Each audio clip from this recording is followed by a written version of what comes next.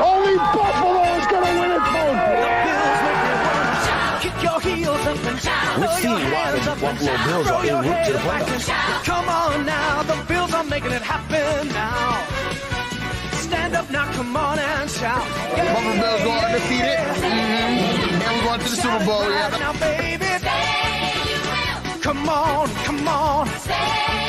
No one Come on Circles the and wagon shout. like the Buffalo Bills.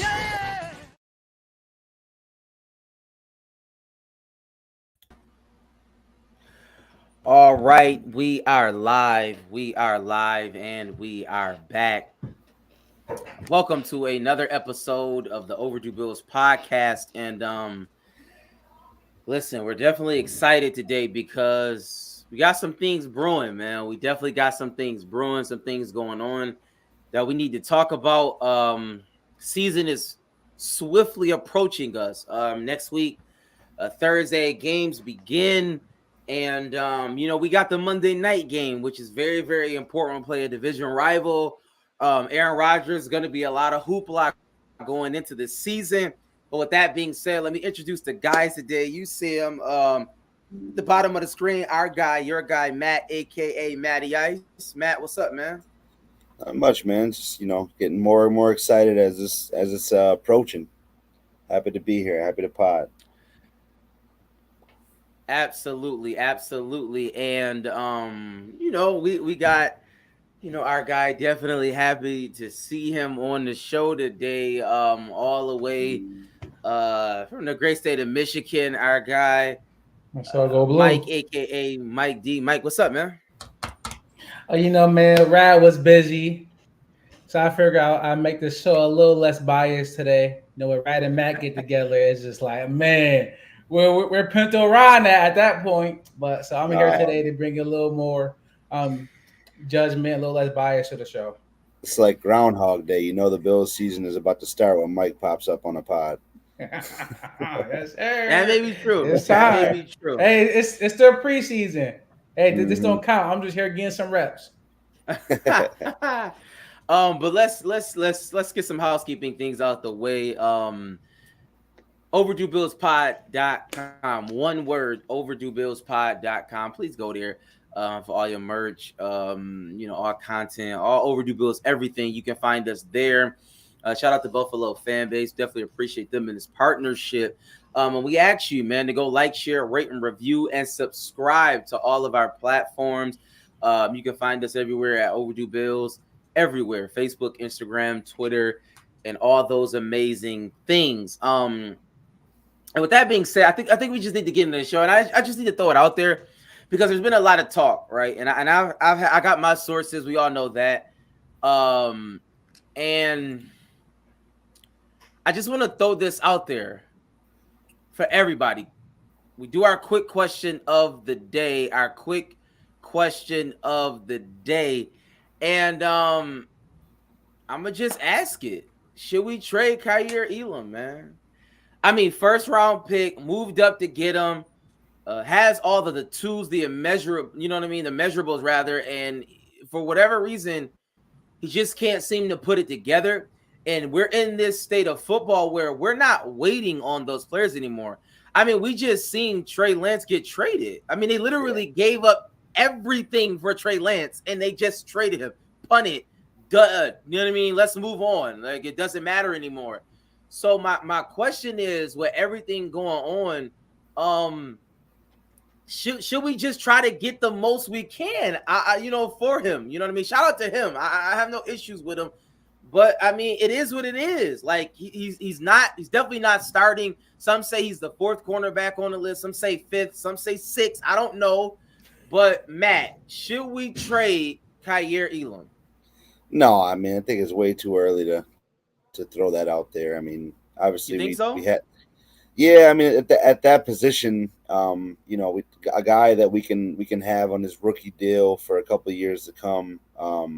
And at that position in the AFC, where the AFC is loaded with receiver rooms, so you got to have depth at corner in this league here. So I definitely don't think we should cut him.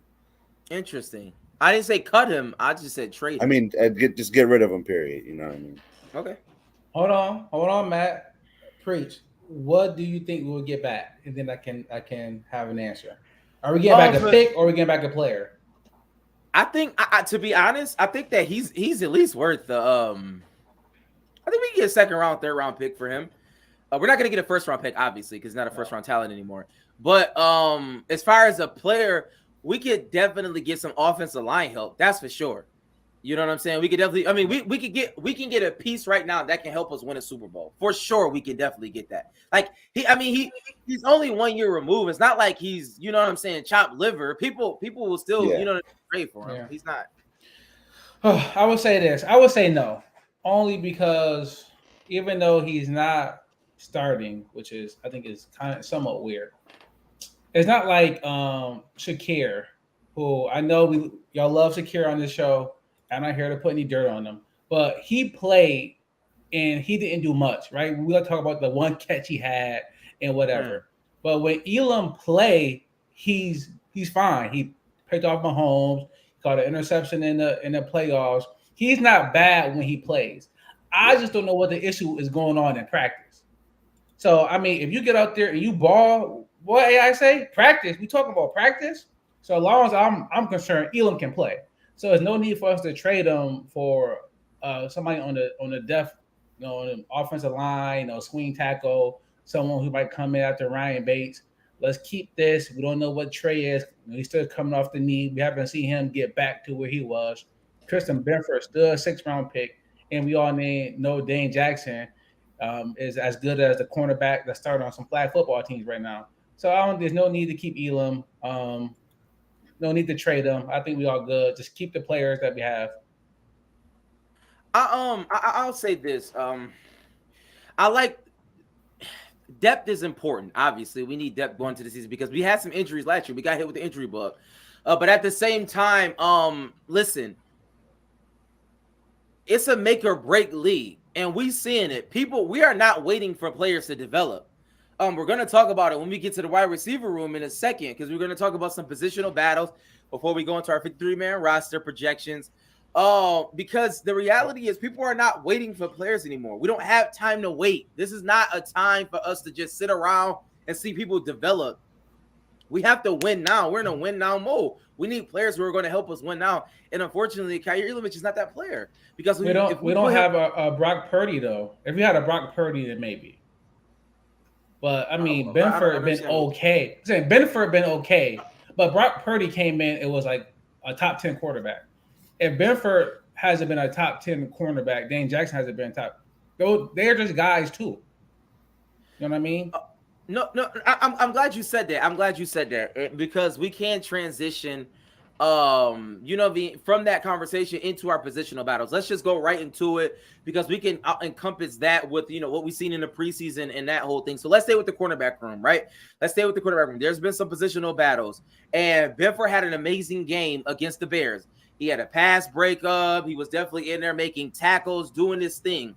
So I'm gonna go to you, Matt, first. As far as the positional battle in the CB2, just the quarterback room in general, you don't have to go into just the 53-man, right now. But just what did you see, and do you think Benford kind of locked up that CB2 role? I don't know. I think it's kind of going to be by a committee, like how it was last year. I don't think that we're going to see a guy that's going to come in like a Levi Wallace and be that solidified guy every week. I think it's definitely going to be definitely by a committee. Because guys are all playing pretty good in that room. You mentioned Benford and Dane Jackson. Cam Lewis had a good game.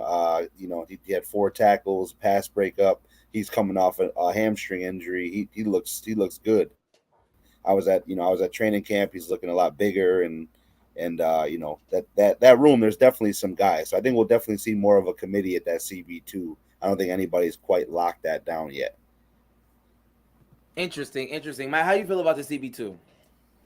I agree with Matt to a point.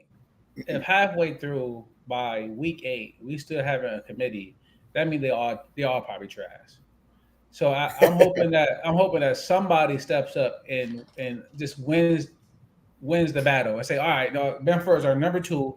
If he comes out because he needs a breather or he's injured or whatever, then Dane Jackson goes in and then Elam goes in. But if we just Go ahead, Matt. My bad. And I'm hoping that Kyer emerges as the guy because of the draft capital and because of all the intangibles that we know he has the build for it and the all the athleticism to jump into that. I hope it clicks and he is the guy that takes over for sure. I mean, I think that we're just saying things at this point because Kyrie Lim is not getting on the field this year. Like, it's not happening. He's garbage. Like, we can't keep watching something and seeing it over and over again and then coming to a different conclusion about it. I'm just being honest about the situation. A 6th-round pick is better. Christian Benford is better than Kyer Elam. It's just a fact. Like, that's just what it is.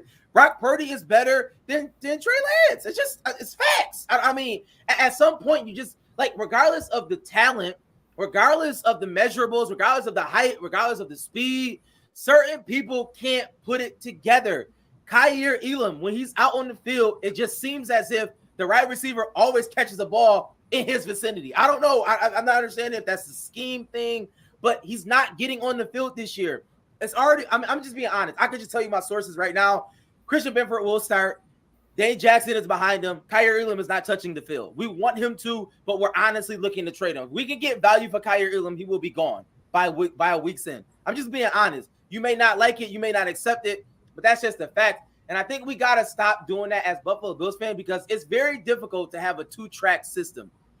What I mean by that is it's very difficult to win a Super Bowl and also build a farm system. It's just not, it's just difficult. It's not easy to do.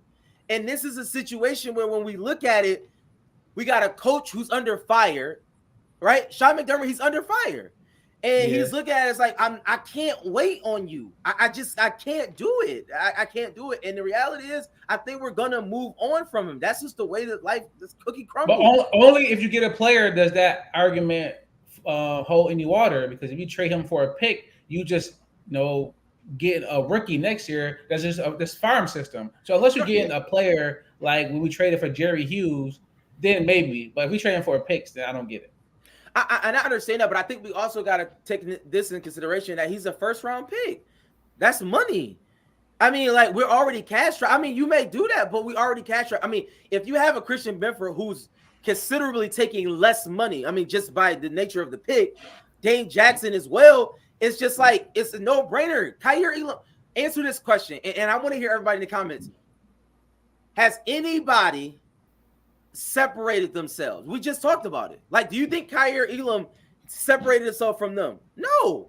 Right? Like, you can't. Matt, can you answer that? No, but I mean, at the end of the day, 1st-round pick or not, he's a late 1st-round pick. You still got him on a rookie deal, so it's not like we're breaking the bank for anybody in that room right now, except for Trey. So we're in a good spot as far as money-wise. So that argument there is out the window. We're not like, it's not like we're wasting capital and time on a player like that when he could have the potential, in the next couple of years in his rookie deal to come through. I'm guessing you thought that Leotis McKelvin was better than Stephon Gilmore, back then when Stephon Gilmore was trash. No, I didn't think that at all.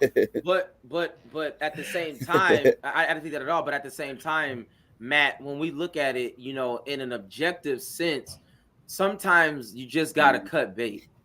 And I think this may be one of those times. But if San Fran paid 3 1st-round picks and drafted Lance, 3? And they got a 4th-round pick, and most people offer a 6 that can turn into a 5th, I mean, we lucky if we get a 7 for Elam at this point, if that's the case. Lance is just terrible though. But I think, I think the point is, but I think it's a larger point that people still consider the 49ers to be a contender, even though they had a blunder. They literally whiffed on a pick. The 49ers are still a contender. They can win the Super Bowl. People are projecting that. And I think if you're a good team, you can have blunders in the draft because you're not going to hit on every pick. That's just how the cookie crumbles. But at the same time, you do have to be cognizant and aware, like, okay, he's not working. Maybe we need to just move on. I mean, you know what I'm saying? So it remains to be seen. We'll see. But also in positional battles quickly, because we're going to get to our 53-man roster and all the people want it. I want to talk about the linebacker room. And Matt, I'm going to just go straight to you. Do you think that Tyrell Dodson shored up the starting middle linebacker position because he wasn't bad against the Bears, right? He has some good tackles. He has some good coverage moments, right? He can put a couple plays together. He's not awful, even though he's not good at the same time. So I'm just asking, do you think Tyrell Dodson locked up the middle linebacker position? Yeah, I think he did. I mean, because even last year he stepped in kind of as the linebacker one when Edmonds was hurt, and he continued on that role. He got Balin Spector got injured, so that kind of knocked him out of the race. And then Terrell Bernard has been up and down. Still, Dorian Williams is obviously behind Matt Milano, but I think he will get on the field a lot this year as a linebacker. But I think he shorted up for sure. Mike. It's tough because when we was on with the parents, I mentioned that shout out to Tim. I mentioned that I think that we will play just more dime anyways, or more 3 safety looks. Just and because I said our middle linebacker is not going to be that good, and the best 11 might include Taylor Rapp. And that's how it. Or who? Or Hamlin. Hamlin looked good thus far too. Yeah, you know what I mean? They're going to play. So I think our best 11 will include probably a 3 safety look at this point. So yeah, I mean maybe like what Matt said about cornerback, we might have a rotating door of maybe AJ Klein in the red zone, but when if it's coverage, maybe it's not. Who knows at this point? But I don't think one of them really stood out. Maybe one by default because everybody else was so bad that Dodson might win it, but I don't think he won the job. I think everybody else just lost it. I completely agree. I don't think he did anything spectacular, but I mean, our middle linebacker room is terrible. I mean, let's just call it spade a spade. We got old AJ Klein, he's 32 years old. He can't put 2 left feet together. I mean, it's just it's just bad. Like it's just really nothing else to say. It's honestly terrible. But at the same time, hopefully Sean McDermott, and he has to put something together. He has to figure it out, right? And that's what we're paying him for. He took over play calling duties, and it's just something to see, right? So with that being said, we're gonna get into all the positional battles, but it's very difficult to talk about it without kind of getting to the 53-man roster, right? I guess that's the big thing. The notable cuts, you know what I'm saying? Our information, our sources, definitely about to come out right now. So, pause, Rad. Pause, yeah. With that being said, Matt, shout out to our guy Matt for the past 3-4 years. Matt has been strong with his 53-man projections. And what I want to do is I want to kind of deal with notable cuts, right? Because we know obviously they have to make cuts. But I think we can deal with notable cuts, and we can start with the defense first and work our way up to our offense. And so with that being said, Matt, let's start with the safety room, right? Let's start with the safety room. And everybody out there, I want to know your opinion on who we should cut and who we should keep. But let's start with the safety room, Matt. So Jordan Poyer, Micah Hyde, DeMar Hamlin, Taylor Rapp. Do we all agree that they will be on the team? For sure. Okay. Is there anybody else from the safety room, Dean Marlowe, Zane Anderson, are they cut or will either of them make the team? No, I think with DeMar Hamlin's play, he's shown he's come back from that that crazy injury, and he's been solid. Okay. So that was the deterrent for me. Was either him or Dean Marlowe that were going to be on the block there. I think the Rapp and the two starters were going to be for sure, but definitely think that those two will be gone. So we're good with that, Mike. We're good with our safety room. I did like how Dean looked during this preseason, but if we only keep him 4 safeties, I'm fine with that. Yeah, I'm sure we're probably only keeping 4. I can't foresee us keeping any more than that. I mean, it's possible. I think Dean Marlowe probably, if we put him on, if we cut him, he's gonna probably get signed up on waivers. I would assume somebody's gonna pick him up. So I mean, like that's just what it is, and I'm content with that. I mean, Jordan Poyer, that's okay. I don't want them to get off the field, so you know what I'm saying. So like I'd just rather just leave it that way. All right, so we was just talking about the quarterback room, so let's get to it. Is there any notable cuts from you, Matt? No, nothing notable. I mean, they're gonna keep I think the years past though they've kept 6. I think they're only going to do 5 this year. What's your 5? Oh wow. I got Kyer, Trey, Dane Jackson, Christian Benford, and Cam Lewis will be the 5. Wow, Saran Neal. What about Taron Johnson? Well, Saran Neal, I think he's like under. Well, Saran Neal, yeah, he's still a corner, but I got him as like a specialist, like special teams guy. Okay. You know, Okay. But yeah, no, Saran Neal too. But who else, Mike? Wasn't Taron Johnson? Did you say him? No, that's I guess same thing, or yeah, same thing. So no, I guess we are going to keep 6. So Yep. Trey White, Teron, Dane Jackson, Yeah. Christian Benford, Kyer Elam, Saran Neal, and Cam Lewis. Yep. Ooh, I agree. 7 corners. I agree. Saran Neal's he's like the special teams captain. You know what I mean? There's those type of dudes. They're always though. Him and Matakevich, they're gonna make it just solely off that. I'll say this. I think the only person that's out there that Bills fans we love and we root for is a Cam Lewis who may be on the chopping block. It is possible. The only problem is Cam Lewis is so interchangeable. He's so versatile. He can play safety. He can play cornerback. He can even play, special teams. So I think that's what helps Cam Lewis stay on the team, right? And since we hit the injury bug last year, we need a Cam. I mean, it's just we might need him. You know what I mean? You never know. We might need him to, pinch hit to do something. So I think that's what saves him. It depends on what we do in other rooms. But if we're keeping 6 or 7, and then specialists, but 7, quote unquote, we'll see how that goes. All right, let's get to the nitty-gritty. Linebacker. Matt, let me hear it. You got AJ Klein, Dodson, then you got Bernard, and then Balin Spector will probably start the season on the injured list, but he'll be back. He'll get a roster spot later or practice squad spot. And Matt Milano, obviously, yeah. Those are I'm missing the obvious ones. Notables. I got you. Okay. Yeah. I want you. So no Tyler Matakevich. That's another. I mean, he's special teams. I wrote him down in special teams category. Yeah, so that's, okay. Like I said, those dudes are gonna make it because they're the captains. For sure. Let me ask y'all this. Let me propose this to y'all. This is my sources. What sources is saying? My source is saying that AJ Klein is getting cut. How do y'all feel about that? I mean, like if they are going in the direction of playing more nickel and more 3 safeties, then I can see it because it's a young man's athletic game, right? And he's fallen out of that category, even though he just he's missing that step. So I could see it as a notable cut. Well, I remember last year you mentioned let's say Super Bowl, you need some sore things.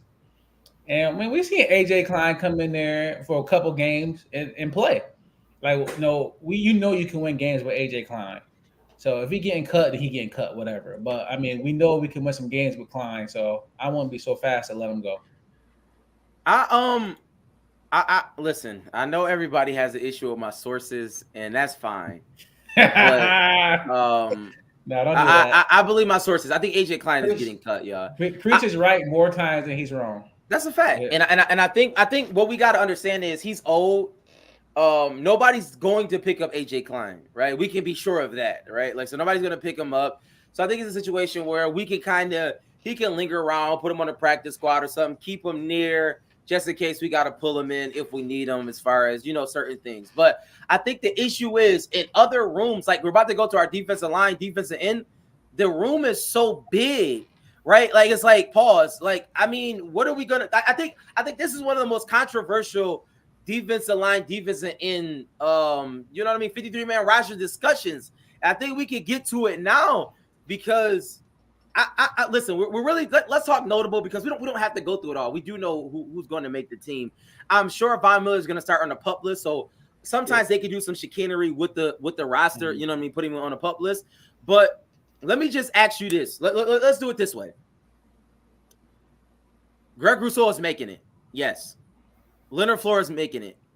AJ Epinesa is making it. Correct? Yep. All right. So let's go to the nitty-gritty. Is Boogie Basham on the team? Yes or no? I think with Vaughn starting on the pup list, he makes it. Do you think that's a good thing, Mike?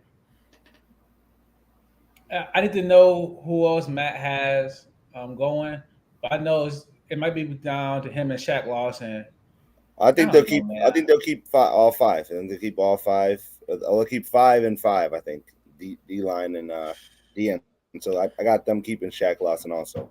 They're gonna cut Really? Cameron Klein and Kingsley Jonathan, which I think they cut Okay. Kingsley Jonathan today.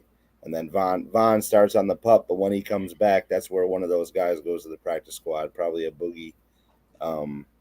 They got a couple game tryout here. They cut Yeah. They cut Kingsley Jonathan today. You said? I believe so. If they cut him today, then for sure Shaq Lawson made the team. Yeah. That Shaq Lawson was in the balance. It's very difficult to kind of move on from Boogie Basham and AJ Epineza. I think Boogie No, it's Basham. not. No, man, you can't say you can trade Elam, but they can't trade they can't Boogie move on Basham from and the second round. Epinesa. What I mean by that is we've already put in way more years with a Boogie Basham and AJ Epineza at this point. So I'm saying like we've kind of like put some time into him. I don't, you know how I feel about Boogie Basham. Everybody knows that. But I think the larger point is with the Shaq Lawson, it's just like this. What do you actually want on the field? Like, do you want people who we know what they're going to do, or people who probably have a very, very, very low floor and a hypothetical high ceiling, right? Like, you know what I'm saying? Like Boogie Basham's like his floor is terrible, but his ceiling is hypothetically he could be good. I guess. Is it high? How high is it? I said hypothetically. I mean, Yeah, it's all okay. like it's conjecture. Like we just say things like that. But you know how Bills fans is. But okay, so we're keeping 5 defensive ends, and you think we keeping 5 D tackles. So let's just go through them real quickly. Ed Oliver, we keeping Daquan Jones, Jordan Phillips, Tim Settle, and Puna. 4, right? Yep. We all keeping them. Everybody okay with that? Yeah, I mean, I could. That's where it could get hairy. In like if they're gonna keep an extra corner, or I still think they keep the 5, but I think that Jordan Phillips or Tim Settle could be a casualty of those could be like a notable cut. Just Jordan Phillips with the injuries and Puna Ford coming in and playing well and having a good camp. I think that can sway that decision one way or another. Okay, so I mean that defense is somewhat. fair. Yeah, that's fair. Well, and I think they said Rousseau might play more, little over the center anyways, a little inside. So if you're gonna move Rousseau inside, then you can do it. That'll be yeah. The Bulls roster. I like Derrick Rose, Michael Jordan. I'll say this. We're gonna get to some spicy questions in a sec. I just want to kind of get some housekeeping things out the way as far as who we're gonna get. We can go through the offense quickly. Tight end, Dawson Knox, Dalton Kincaid, Quentin Morris. We all agree that they're gonna be kept. Yes or no? All right. That's just par for the cause. Wide receiver room. I guess this is somewhat controversial. I don't think it really is. But let's just do this. Some say we're going to keep 6 wide receivers. Stephon Diggs, Gabe Davis, Sherfield, Hardy, Shakir, and Shorter. We all agree on that? That's trash. Awful, but we're going to get to it. That's trash. Matt? Yeah. You agree? I agree. It's Andy Isabella got cut. Andy, he's the one that could slip through. And we could keep 7 and then only keep 2 tight ends. You could put like a Quentin Morris on the practice squad or something like that. Are we solely keeping Shakir because we drafted him? No, I don't think so. I think he can still contribute. I think they I'm talking about over Isabella. I know I'm saying I know Shakir can contribute, but over Isabella. I think that's the argument. I mean Shakir, we put a lot of stock in him. He's, you know what I'm saying? Like the problem is Andy Isabella is not good either though. Like, so it's like, I mean, he's quick, but it's Andy Isabella. That's something. I mean, if you're gonna be really great in the NFL, then you need to be great at least one thing or elite at something. Andy Isabella has elite speed. Shakir has no elite trait at all. He has not one elite trait. I don't know. He's not like a great route runner. Doesn't have great height. Great hands. Yeah, I mean, it's just like he's just blind. Yeah. He's blind. I listen. Oh, whatever. I don't care. But I think we're gonna keep 6, and that may be it. Let's just run through this quick because I got some good questions. James Cook, Damian Harris, Latavius Murray, and Reggie Gilliam. Unfortunately, Darrington Evans the odd man out. Yeah, I mean, you have a guy like that every year. Every year. We got the Black Shear of last year. Guy It's every year. okay. Christian Shout out Black Wade, Shear though. it's okay. And Yeah, we're it happens. gonna, and I'm guaranteeing if James Cook doesn't have a good first week, they're gonna be like, oh, we should have kept Darrington Evans. That's a fact. He would have broken another 35-yarder. Oh man, That's a fact. should have cut Cook. That's a fact. The Jets got the good Cook brother. Oh man.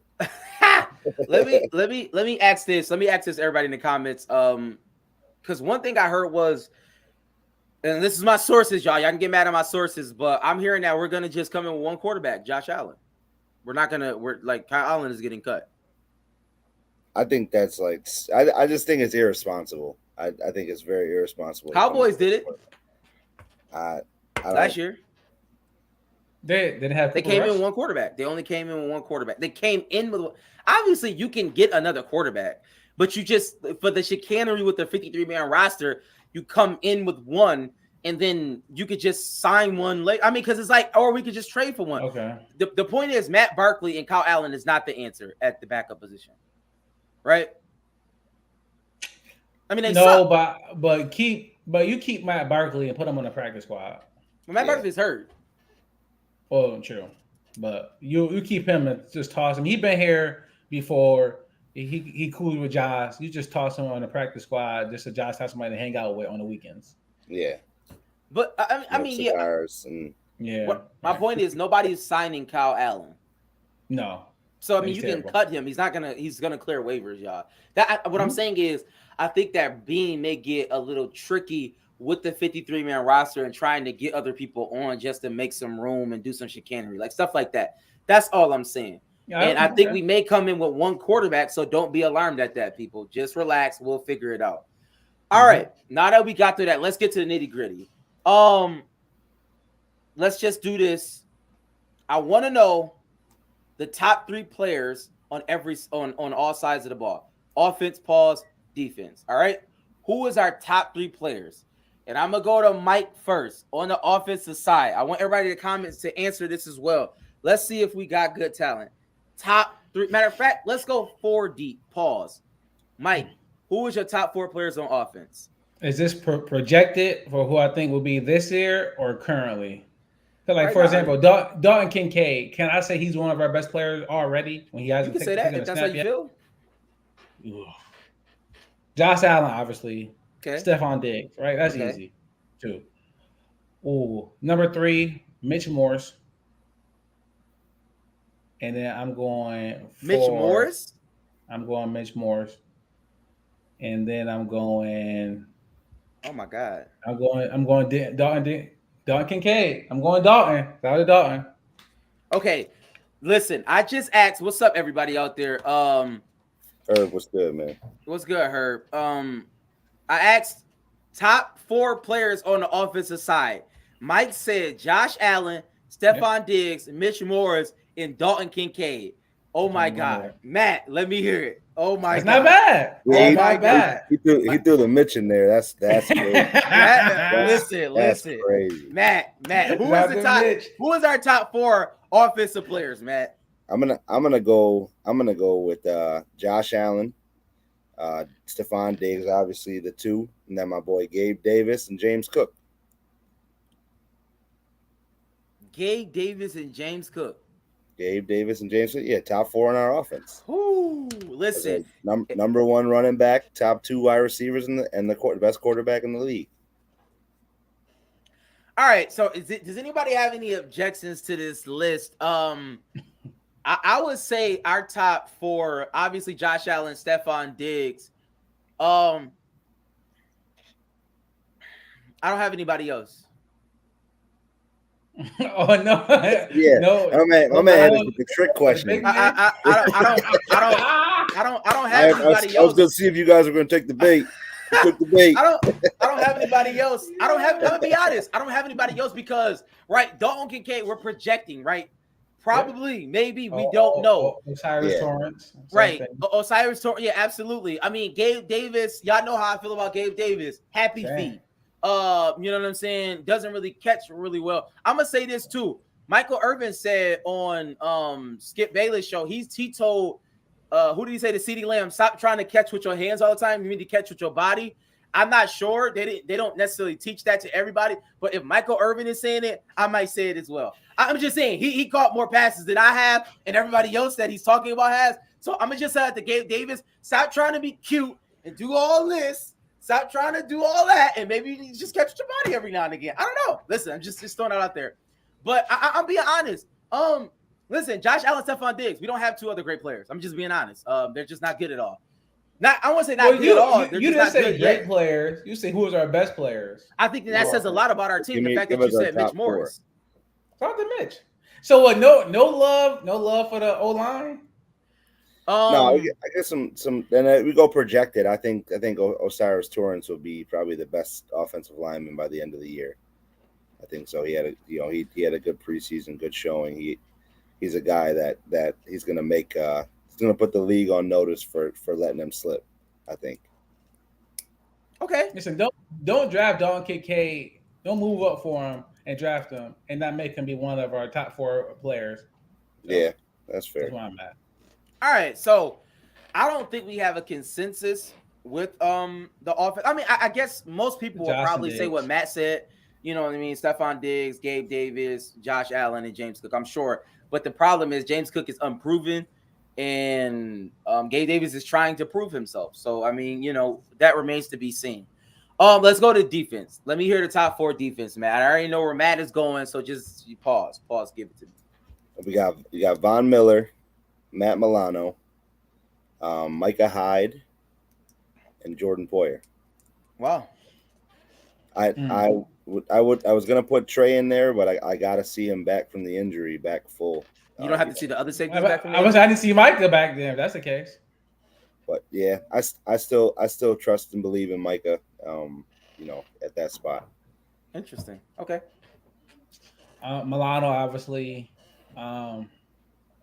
Even though Vaughn got hurt last year, I throw Vaughn in there. Vaughn, Milano. I'm going to say Jordan Poyer, even though me and him had beef. And then I might go Greg Rousseau. I might say shout out to Greg Rousseau. I don't trust Trey. I don't like our corners. I don't like our other middle linebackers. I don't like nothing else on the line. Leonard Floyd is here. I was gonna say that's one thing I will say though is Greg Rousseau last year, the first part of the half of the season with Von Miller, he was destroying everybody. He's not the main focus. So I think with Leonard Floyd taking a lot of attention away, he'll be able to. I might go Greg. Sure. I know that's Rad Boy, so I might go Greg Rousseau. I'll say for me, Jordan Poyer, Von Miller. Christian Benford for me. And Benford out here. And I have a tough time saying this, but I'll say Matt Milano. And the reason why I say Christian Benford, because we just got to be honest, Christian Benford is better than Trey White right now. I think Herb said it, Trey White slow as hell. And it's just a fact. I didn't see anything last year to let me know that Trey White is going to be Trey White, right? Let's just be. I think we just got to be honest as Bills fans, right? Like, because we're always saying yes, Trey White was great, but that's not Trey White anymore, y'all. That's just not who he is, and we gotta see it. I gotta see it. Micah Hyde, I gotta see it. You know what I'm saying? Like, Trey White was out there getting hurt. Yes, Benford. I said Benford. Benford out there was making plays. He got hurt last year, but he was one of our best players out there. I'm just being honest, y'all. Like, if you look at our defensive line, can we say Ed Oliver? Absolutely not. We can't say that. We cannot say that. Rousseau tail off towards the end of the year. Let's be honest and clear about the situation. Obviously, Von Miller got hurt, but I would take a hurt Von before I take anybody else on the line. You know what I'm saying? I'm just being honest. And the only thing about Matt Milano is I'm scared about Matt Milano because I think losing Tremaine Edmonds, it may expose Matt Milano's size. Pause. You know what I'm saying? It just may expose him because he's miniature, right? Like, we've seen him miss a lot of tackles. He's an ankle tackler sometimes. Sometimes he's an ankle tackler. He really only makes big hits when the player is not looking at him. If you ever noticed that, right? That's Like crazy. he make. I'm just being honest. He makes big hits when the player's like looking the other way, so then he'll hit I him mean, but hard. how often did Tremaine make big hits? So somebody back could have Pause. been He never turned. did. All right. yeah, but in his spot though, I mean, he's blitzing a lot. He's you know what I'm saying, he's in coverage a lot. So there's a lot of times where the players aren't looking at him. I know. I understand that. That's how his position's designed. So, Listen. Make the play. Make the play. Hold on, turn around. I'm just being honest about it. But I do want to. Wait. Hold on. Wait. Before you go, I gotta respond to Tim because Tim said Hyde didn't hurt his leg, so he good. Did he have a neck injury? Tim Wallen. I don't know what's wrong with Tim. Tim Wallen. Tim is wild. Tim Wallen. Tim. He sleep. But listen, y'all. My man, Mike is back, man. You know, shout out my brother Josh. Check out the YouTube. Top AKJ Productions. He shot the little mini doc with him out on the beach in San Diego. Mike is looking ready. He's looking back, man. So I'm all right with that. That's showing me everything I needed to see. Okay. Let me ask this question. We're about to get off, y'all. But we have a good division. And we play the Jets first game of the season. So let me ask this. We just named our top 4 players on the offensive side and the defensive side. And just quickly, we don't have to get in depth with it. We could just do it a rough chop. Can we compare, let me ask you, Mike, against the Jets, do they have their top 4 offensive players? Are they better than our top 4 offensive players from top to bottom? Well, so, we're talking about Aaron Rodgers, Breece Hall, Dalvin Cook, Garrett Wilson, you know what I'm saying? Alan Lazard, right? You know what I'm saying? So, I don't know who plays center for the Jets, but I will say that the Bills' top 4 is better only because Breece was hurt and he's coming off an ACL. So I'm not really counting him. I'm good on Dalvin Cook. I'm surprised the Jets even gave him that much money. But Aaron Rodgers, I like Josh better. Garrett Wilson, I like Steph better for now. I think Garrett Wilson will eventually take over. And then after that, I mean, Alan Lazard, he's a guy. He's a Gabe Davis, like the tight end. I can't remember, but I think he's decent. I think our offense is better than the Jets, top 4. Okay. Matt, do you agree? Yeah, I definitely agree. I mean, I think the only position they got us at is running back. Okay. So I think would you just say, Matt? No, I'm not just saying. I'm not even talking about Cook. I think Breece Hall is better than James Cook, and I think Dalvin's better than his brother. But that's I agree. I think our offense is better. I think even us having a better quarterback. I do like Garrett Wilson, though. I mean, I'm not saying he's better than Stephon Diggs. And one of the reasons why I brought this question up is because Stephon Gilmore came out with his top 5 receivers, and he had Stephon Diggs number 1. He had Stephon Diggs number 1, which was it was surprising. I'm not gonna lie. It was very surprising to me. So I kind of wanted to kind of gauge our top players against our divisional top players. So we say that our offense is better than the Jets offense. But what about our defense, right? Jets, Quinnen Williams, Carl Lawson, Sauce Gardner. So let me just ask you this, Matt. Do you think that their defense their top players is better than our top players? Well, I think just their 2 top players, I mean, positionally wise, I think Quinnen Williams is better than anybody on our interior defensive line. If you talk about Von, maybe he's not better than Von Miller. He's not, and that's what I mean. Von Miller is hurt, so he is better. But positional wise, though, Quinnen Williams is a D tackle, and he's better than Ed Oliver and everybody else in that room. And then I think Sauce right now is better than everybody we have at corner. But other than that, nobody. I think Milano is better than CJ Mosley. I think I can't even name the Jets safeties. So I think overall we have a better unit. Mike, you agree? Oh, better unit. I don't know. I think the Jets might have a better defense than us this year. They definitely do. might be better, but I think having that D tackle like Williams that just disrupt like Chris Jones. What you call damn from the Rams? So I can't think of his name. Aaron Donald. Donald. Like you have somebody like that just terrorizing the middle, big pause. It's tough for our defense. And Sauce taking out. He's taking out receiver. I'm a receiver. Yeah, I agree with her. I don't know if Milano is better than Mosley. I agree with that wholeheartedly. Well, was Mosley top 100? Yeah. And so where? Was he higher than Milano? I think Milano may be Was 4. he all pro? Was he CJ Yeah, Mosley? right here, right? Was he first all team pro? all pro? That's all I need to know. Yeah, yeah, exactly. Yeah. Anyways, Yeah, so we'll see. Right. Yeah. Everybody's saying Milano is better. Okay, Milano's better. I would say this. I think the Jets' defense is better than our defense. One, because Robert Saleh is better than Sean McDermott at calling defense. I think that's a fact. And I just top to bottom, they just got better players.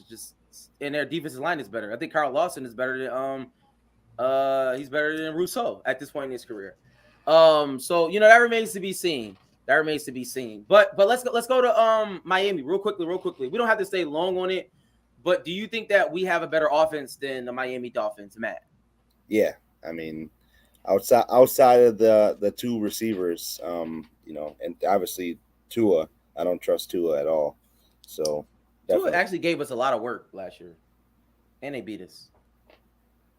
I don't know. Just being honest. I'm just being honest. That's what happened. Can I project Jonathan Taylor over there or no? Nah. No, you can't do that because that. Okay. All right. Well, I'm still taking Miami just because Wow. Hill and Waddle. Wow. I think Hill and Waddle. I think if y'all want to say that's like Josh and Diggs, all right, fine. I think Tua as the third is better than Gabe. By far. Yeah, by far. And then after that, it's like I don't know who Miami center is, but at that point, I don't think it matters. So I'm definitely taking in Mostert, like Jeff Wilson, those guys are okay. A-Chain, they got some running backs that's okay. I'm definitely taking Miami offense. Top 4 over our top 4. I can't listen. I would love to take Miami's offense over ours, but I can't in good conscience because statistically our offense is better. It's top 4 though. You said top 4. True. But I agree. Their top 4 players are more talented than ours. But I think that Josh Allen is that much more he's that much more better than Tyreek nasty. Everything. He is nasty. Don't do that. Don't do that. The issue is don't do that. Yo, the confidence is getting crazy. No, that's crazy, man. But I don't know. I like Miami, but I can't say it. Exactly. I can't say it. Waddle, that's crazy. That's a track team. And who their slot wide receiver now? It's somebody fast too, right? It's somebody fast too. No, they literally. It's a no name. It's literally a track team. Team. Okay, that remains to be seen. I'm just talking about the top 4 though. I'm top 4. Okay, real quickly, top 4. Miami, their defense against ours. So Jalen Ramsey, what's hurt? No, they got Howard. They got Christian Wilkins and the one guy number 15. Who was that? Oh, he was killing Deion Dawkins last year. He played with Rousseau, Jalen Phillips. Jalen Phillips murdered Deion Dawkins last year, bro. Yeah. Oh, they got Robbie Anderson. Oh, shout out Robbie Anderson. Oh, they got Robbie. According to Rad. But so Matt, do you think our defense is better than theirs? You can do it quickly. Overall, I mean, on paper, I think that we're like a 1A, 1B type thing. I can't give us the whole edge because they do those just the 4 you just mentioned. I like those guys on against ours any day, so I can't give them the edge for sure. Mike, Ramsey is hurt, so but we included Von Miller. So if that's the case, but I think Von coming back way before Ramsey. Ramsey, Howard, and the guys on the line. Well, they said Von might play week 1. So I don't know what your sources are saying. Von Miller's not playing week 1. He's going to be on the pup. He's going to come back week 4. So I don't know what your sources are saying, but that's what the sources say. I just said it. But Miami 4 is not bad. I think I do like our 4 better, but Herb come with the same talking points. But now I'm gonna take the Bills top 4 because apparently Rad say I don't like the Bills because I don't always pick them. So I'm going Buffalo. Okay. I'm with Mills. I'm not bringing up the Patriots. I don't think it's the point in doing that. It's not. It's counterproductive. But I think it's the reason why I did that is because it's very interesting, right? Last year, I think we would have probably said the Bills. Just probably mostly we just said the Bills easy.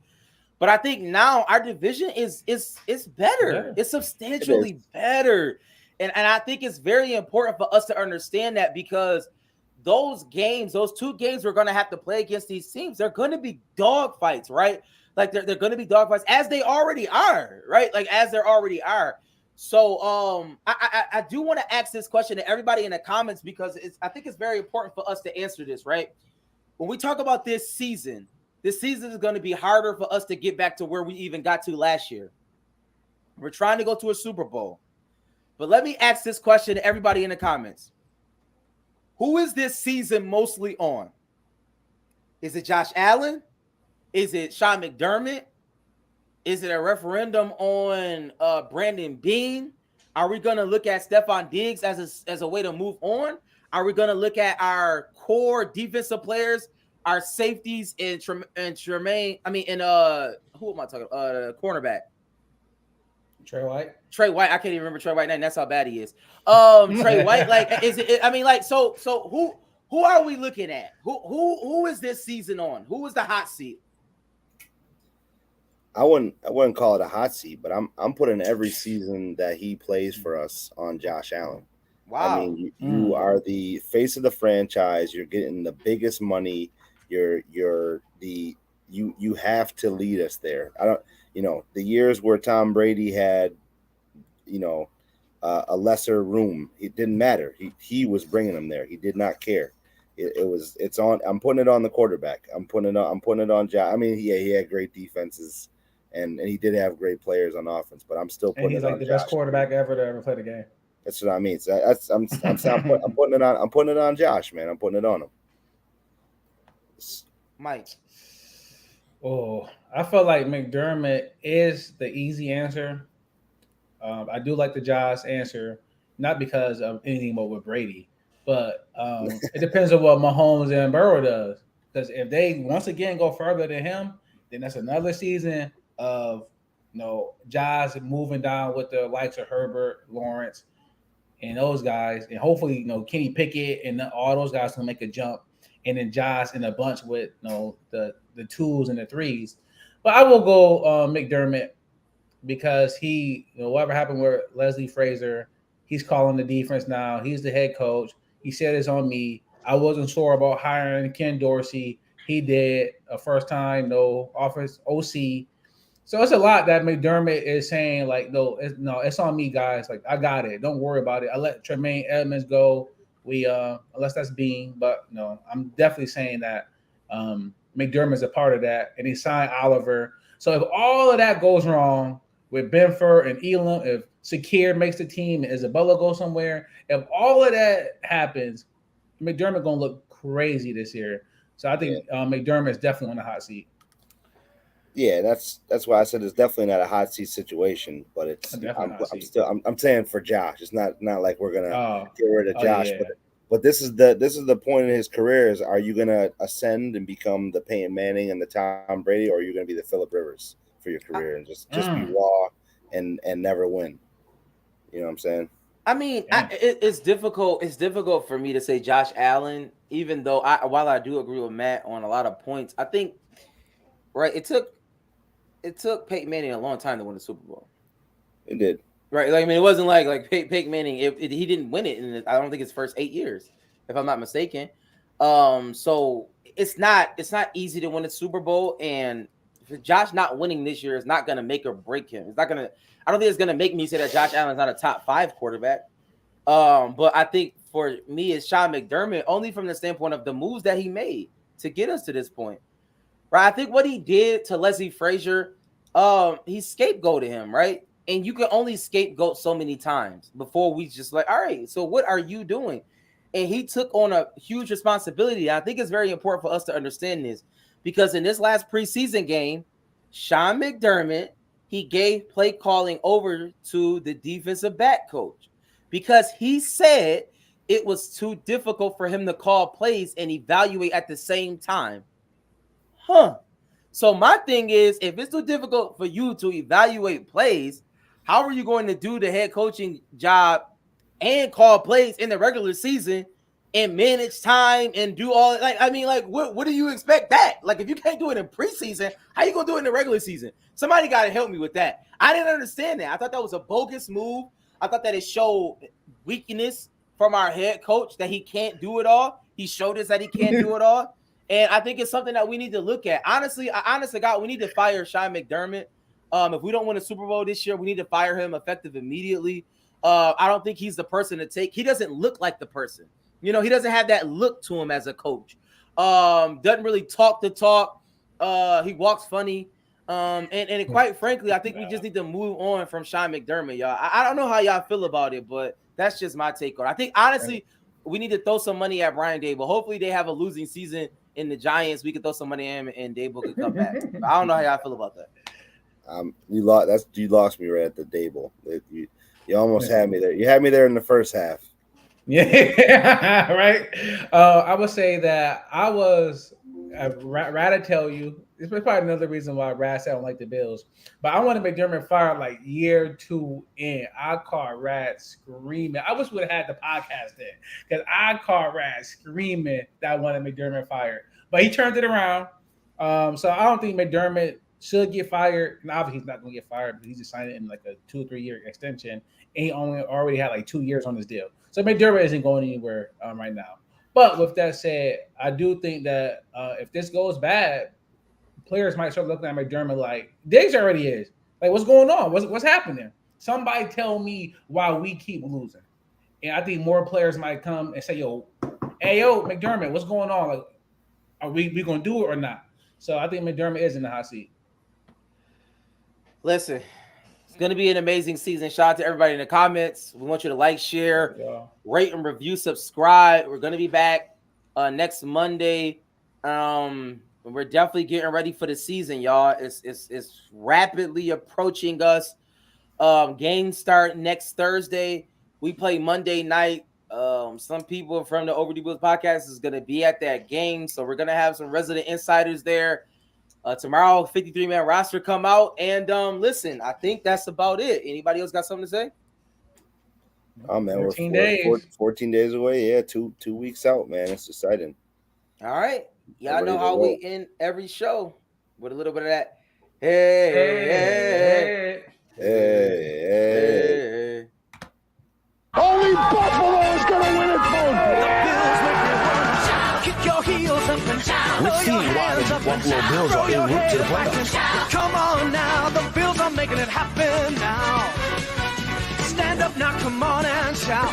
Buffalo Bills go undefeated. And we're going to the Super Bowl. Yeah. Now, baby, come on.